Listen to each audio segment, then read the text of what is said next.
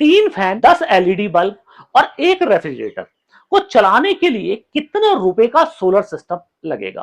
कम से कम कितने रुपए के सोलर सिस्टम से आप ये सिस्टम लगवा के बिजली का बिल कटवा सकते हैं? दो तरीके से लोग परेशान हैं। एक तो यह है कि बिजली उनके यहां आती नहीं, दूसरे लोग वो हैं कि बिजली तो आ रही है पर स्मार्ट मीटर लग गए हैं और बिजली का बिल इतना ज्यादा है कि एक आदमी उसको अफोर्ड नहीं कर पा रहा है। तीसरी समस्या जो लोगों की है वो ये है कि सोलर सिस्टम तो सब लगवा लें, पर सोलर सिस्टम साल में काम करता है केवल 200 ही दिन। बाकी दिन के लिए आपको जाना पड़ेगा बिजली पे या तो फिर जनरेटर पे। तो आखिर सोलर लगवाने के बाद भी जब बिजली का बिल नहीं कटेगा तो फिर सोलर सिस्टम में पैसा डालना ही क्यों है? तो बहुत सारे लोगों के इस तरीके सवाल होते हैं। आज इस स्पेशल वीडियो में मैं आपको इन सभी सवालों के आंसर देने वाला हूं। सबसे सस्ता सिस्टम मैं दिखाने वाला हूं कि जिस सिस्टम को लगवा के आप ये सारे लोड चला पाएंगे। तो इस वीडियो में मैं पूरा कंप्लीट आपको डिटेल में ये सारी चीजें बताऊंगा, प्राइसिंग बताऊंगा, विद आपको लोड चला के भी दिखाऊंगा। और ये वीडियो उन लोगों के लिए बहुत महत्वपूर्ण हो जाता है जिन लोगों की मुझसे शिकायत रहती है कि आपके सारे प्रोडक्ट जो हैं वो सिर्फ अमीर लोगों के लिए बनाते हो, गरीब लोगों के लिए आप कुछ नहीं बनाते। तो आज आपकी ये शिकायत भी दूर होने वाली है। तो फ्रेंड्स, मैं हूं दीपक चौधरी और आप लोगों से रिक्वेस्ट, आप लोगों को मेरा वीडियो पसंद आए तो इस वीडियो को ज्यादा से ज्यादा लोगों तक आप शेयर करें ताकि इस जानकारी का लाभ ज्यादा से ज्यादा लोग ले पाए। अभी तक भी अगर आपने हमारा चैनल सब्सक्राइब नहीं किया है तो चैनल को सब्सक्राइब करना ना भूलें। तो फ्रेंड्स, 3 पंखे, 10 एलईडी लाइट और एक रेफ्रिजरेटर अगर आप चलाना चाहते हैं तो उसके लिए सबसे पहले जो आपको लेना पड़ेगा वो सोलर पैनल लेना पड़ेगा। सोलर पैनल आप मेरे सामने आप ये देख रहे हैं। इसके अलावा आपको एक इन्वर्टर चाहिए तो सोलर इन्वर्टर आप ले सकते हैं। सोलर इन्वर्टर ये लगाए। बैटरी आपको कम से कम आपको लगानी है क्योंकि बैटरी मेंटेनेंस का पार्ट है और दूसरा खर्चा भी बैटरी में जाता है, तो बैटरी भी मैंने लगवा दी है। तो कितने रुपए में आप ये सिस्टम पूरा बना पाएंगे, इसकी पूरी कैलकुलेशन मैं आपको समझाऊंगा। वीडियो कहीं से भी आप स्किप ना करें। अगर आपने ये वीडियो कहीं से स्किप किया तो फिर ये लोड इस सिस्टम से नहीं चलेगा। कैसे चलेगा, इसके लिए आपको पूरा दिमाग लगाना पड़ेगा। असल सच्चाई यह है कि इस सिस्टम को चलाने के लिए, इस लोड को चलाने के लिए 3 किलोवाट का सोलर सिस्टम लगेगा और 3 किलोवाट का सिस्टम आप लोगों की बजट से हो जाएगा बाहर। इस लोड को आप कैसे एक छोटे सिस्टम से, कम बजट वाले सिस्टम से चला सकते हैं, वो इसमें एक समझने वाली बात है और ये मैथमेटिकल कैलकुलेशन की भी बात है। तो ये पूरा मैथमेटिक्स आपको समझना पड़ेगा। तो सबसे पहले आपको समझना यह है कि आपको जो सोलर पैनल लेना है, सोलर पैनल आपको 2 तरीके के सोलर पैनल मार्केट में अवेलेबल हैं। दोनों ही पैनल मैं आपको दिखा रहा हूं। यह है 555 वाट का half cut mono PERC panel. India में बहुत सारी कंपनियां 555 वाट, 540 वाट, 545 वाट का मोनो पर्क पैनल बनाती हैं। यह पैनल मार्केट का सबसे सस्ता पैनल है। चूंकि हम बात सबसे सस्ते की कर रहे हैं तो इसलिए मैंने आपको यहां सबसे सस्ता पैनल आपको दिखाया। यह पैनल आपको 1 किलोवाट का पैनल 4 यूनिट बना के दे सकता है। तो आप प्रोडक्शन यहां समझते रहिए कि 4 यूनिट आपको मिलेंगे एक दिन में, पूरे दिन में।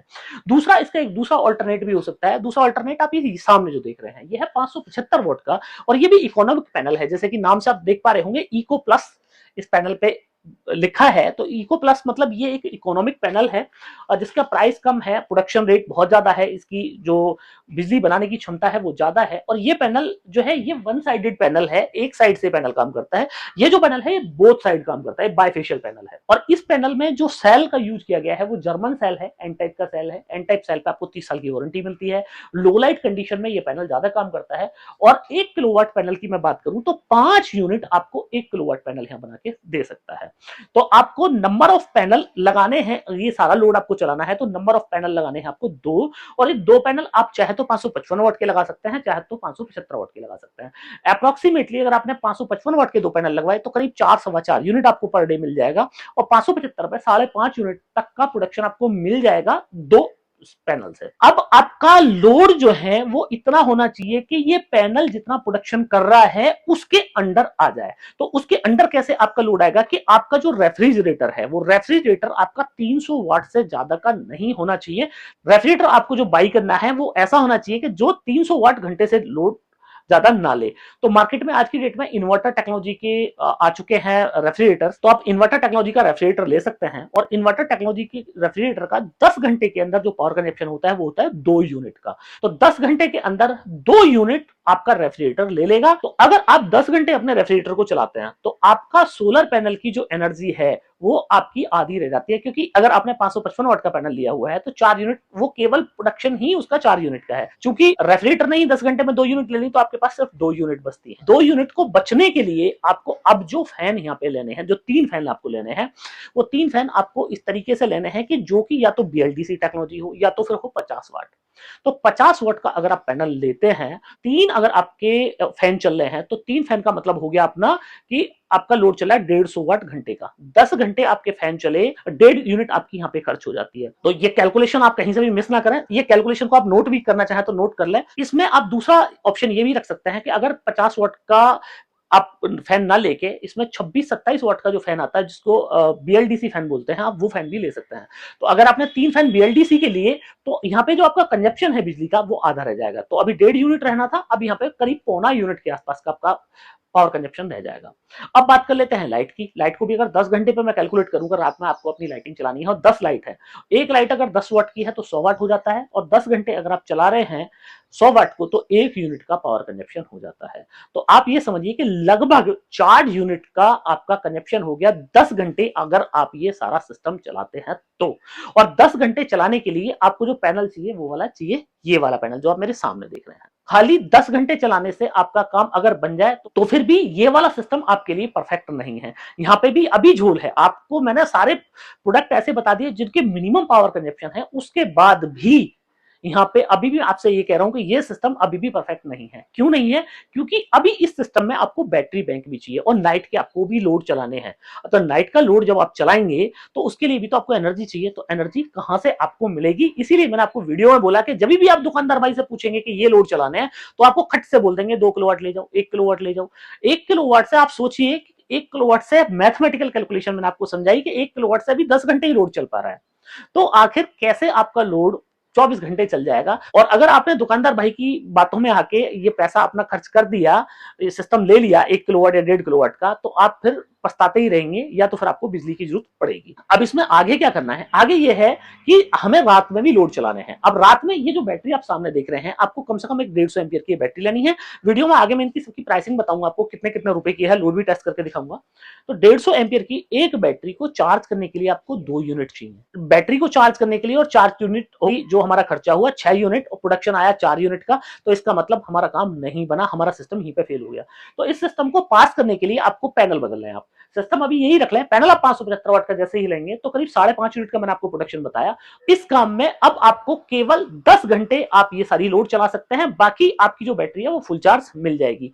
अब फुल चार्ज बैटरी से रात में अगर आप रेफ्रिजरेटर चलाना चाहते हैं, आप बोलेंगे साहब मेरे को रात में फ्रिज चलाना है और रात में ये सारे लोड भी चलाने हैं, तो फ्रेंड्स कतई नहीं चलने वाले हैं। उसके लिए आपको या तो सिस्टम अपग्रेड करना पड़ेगा, या तो फिर आपको अपनी जो भी आप लोड चलाना चाहते हैं उस लोड को आपको कम टाइम के लिए चलाना पड़ेगा। क्योंकि ये बैटरी बिजली तो खाएगी 2 यूनिट, होते वक्त ये बैटरी जो है वो बिजली लेगी 2 यूनिट की, जब ये आपको वापस बैकअप देगी तो देगी 1 यूनिट, मतलब 1000 वाट। और 1000 वाट का मतलब ये हुआ कि अगर आपका रेफ्रिजरेटर 200 वाट घंटे खा रहा है, तो 5 घंटे में रेफ्रिजरेटर ही इस बैटरी को उड़ा डालेगा। अब चूंकि हम लोग यहाँ पे एक सस्ते सॉल्यूशन की बात कर रहे हैं, तो सस्ते सॉल्यूशन में मैं आपको ये रिकमेंड नहीं करूंगा कि साहब आप यहाँ पे लिथियम बैटरी ले लीजिए, महंगी हो जाएगी। आप बोलेंगे कि महंगी होगी, या 2 बैटरी सिस्टम बोलूंगा वो भी महंगा हो जाएगा।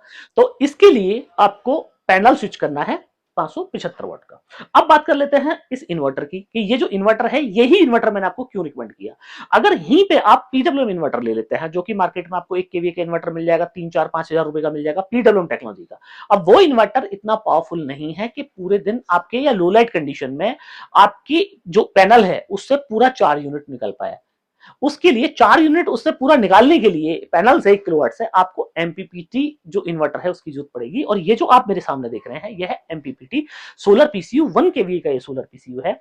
और इस पीसीयू पे आप 2 पैनल 24 वोल्ट के पैनल को सीरीज करके लगा सकते हैं। तो एक पैनल की जो वीओसी होती है वो होती है 50, पर इस इन्वर्टर को जो चार्ज करना है बैटरी को वो करना है 12 वोल्ट की बैटरी को। तो इसको इनपुट में आपने 50 वीओसी दी, और अब ये सेंस करेगा कि मेरे को बैटरी चार्ज करनी है 12 वोल्ट की। तो 12 वोल्ट की बैटरी को चार्ज करने की इसको जो जरूरत है वो है ज्यादा से ज्यादा 20 वोल्ट की। तो 20 वोल्ट से इसने बैटरी चार्ज कर दी, और बाकी जो एक्स्ट्रा वोल्ट आपने दिए इसको, जो 30 एक्स्ट्रा वोल्ट आपके रहे, जो पैनल की वीओसी होती है करीब 49 के आसपास की वीओसी होती है पैनल की, वोल्ट ऑफ करंट जो होता है पैनल का उसको वीओसी बोलते हैं। उस वीओसी को डाउन करके ये आपके लो लाइट कंडीशन में भी एनर्जी है सोलर पैनल की उसको बढ़ा लेता है। अब ऐसे मौसम में जब बहुत ज्यादा या तो बादल का मौसम है या तो फिर बारिश हो रही है, उस टाइम पे सोलर से पूरी पावर आपको मिलती नहीं और लोड तो उस टाइम भी चलाने होते हैं, तो उस टाइम पे ये इन्वर्टर जो है ये आपके बहुत काम आता है। और इसी वजह से एमपीपीटी में ये बोला जाता है कि एमपीपीटी 30% एनर्जी को सोलर पैनल की को बढ़ा देता है।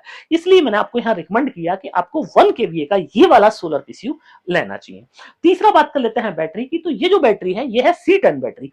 यहीं पे अभी कुछ लोग वीडियो स्किप कर देंगे, फ्रेंड्स वीडियो स्किप मत करो, रुको, ये बहुत महत्वपूर्ण बात आपको बता रहा हूं। C20 बैटरी अगर आप लेंगे तो C20 बैटरी से अगर आप ये 500 वाट के लोड चलाएंगे तो फ्रेंड्स वो बैटरी आपका जो बैकअप है वो भी कंप्रोमाइज कर जाएगी और उसकी लाइफ भी कंप्रोमाइज हो जाएगी। आप समझिए C20 बैटरी को 20 घंटे में चार्ज और डिस्चार्ज करने के लिए बनाया गया है और ये C10 बैटरी है इसको 10 घंटे में चार्ज और डिस्चार्ज होने के लिए बनाया गया है। तो अगर आप 20 घंटे में चार्ज और डिस्चार्ज होने वाली बैटरी को 2 घंटे या 4 घंटे में डिस्चार्ज करेंगे तो उसका बैकअप भी आपको कम मिलेगा और उसकी लाइफ भी आपको कम मिलेगी। इसीलिए आपको बैटरी यहाँ पे C10 की ही लेनी चाहिए, ये मेरा आपको ओपिनियन है। तो फ्रेंड्स अब आपको पूरी तरीके से समझ में आ गया कि आपको अगर ये वाले लोड चलाने हैं 10 घंटे चलाने हैं तो कितने रुपए में आप चला पाएंगे। यहाँ बहुत सारे लोगों का सवाल ये होगा कि साहब मेरे को ज्यादा लोड जो है वो चलाने हैं और ये जो रेफ्रिजरेटर है मेरे पास ये वाला रेफ्रिजरेटर नहीं है या फैन मेरे पास में 100 वाट वाले हैं। तो फ्रेंड्स उसके लिए फिर आपको अपना यूनिट देखना पड़ेगा कि कितने यूनिट आप 24 घंटे में कंज्यूम करते हैं। तो जितने यूनिट आप 24 घंटे में कंज्यूम करते हैं उतने यूनिट से ज्यादा का आपको सोलर पैनल लगाना पड़ेगा। अगर आपका 10 यूनिट का पावर कंजप्शन आ रहा है तो कम से कम आपको 2.5 से 3 किलोवाट का सोलर पैनल अपने इन्वर्टर पे डालना पड़ेगा, 3 केवी का ही सिस्टम लेना पड़ेगा, तब आपके ये सारे लोड चल पाएंगे। सबसे सस्ता तरीका यही था और इस तरीके में जो मैक्सिमम पॉसिबल था कि कम से कम रेट में आपका सिस्टम चल जाए वो मैंने आपको बता दिया। ये एक हुई जेन्युइन ओपिनियन। तो फ्रेंड्स अब मैं इस इन्वर्टर को आपको लोड टेस्ट करके दिखा देता हूं क्योंकि दो चीजें होती हैं, ये तो हो गया कि कितने टाइम लोड चलेगा। अब जो खेल है वो ये है कि क्या ये सारा लोड ये इन्वर्टर उठा भी सकता है। तो ये इन्वर्टर ये सारा लोड अगर आप एक टाइम पर चलाना चाहते हैं तो कैसे उठाएगा वो मैं आपको दिखा देता हूं। तो आप देखें ये मैंने लोड बैंक लगवा दिया है यहाँ पे और लोड बैंक में आप देखें यहाँ पे 3 बल्ब चल रहे हैं, एक फैन चल रहा है, 200 वाट का एक बल्ब है। और जब आप यहाँ पे इसकी डिस्प्ले पे देखेंगे तो आप देखें डिस्चार्जिंग मोड पे हमारा जो पीसीयू है वो है और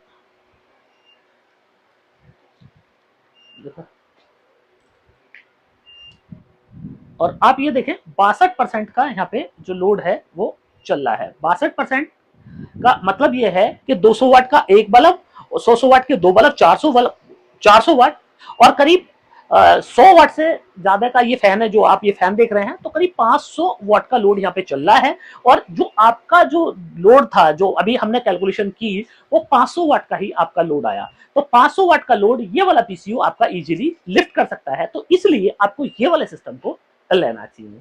अब फ्रेंड्स आपको मैं इसकी कीमत बता दूं कि आपको कितने रुपए में ये वाला सिस्टम मिल जाएगा। तो फ्रेंड्स दो 555 वोट के सोलर पैनल, एक सोलर पैनल की कीमत है 9,990 रुपए प्लस जीएसटी। 1 केवीए का जो इन्वर्टर है उसकी कीमत है 9,400 रुपए प्लस जीएसटी और एक 150 AH C10 बैटरी की जो कीमत है वो है 11,500 रुपए प्लस जीएसटी। तो टोटल वैल्यू बैठ जाती है 40,880 रुपए की। 40,880 प्लस इस पे 12% लगेगी जीएसटी, तो 12% जीएसटी और लगा दें इस पे तो 45,786 रुपए में आप ये वाला सिस्टम पूरा बाई कर सकते हैं। अगर आपको एडवांस पैनल चाहिए तो फिर आप ये 575 वॉट का पैनल ले सकते हैं, पर 575 वॉट का पैनल में आपके करीब 6-7 हजार रुपए और एक्स्ट्रा खर्च हो जाएंगे।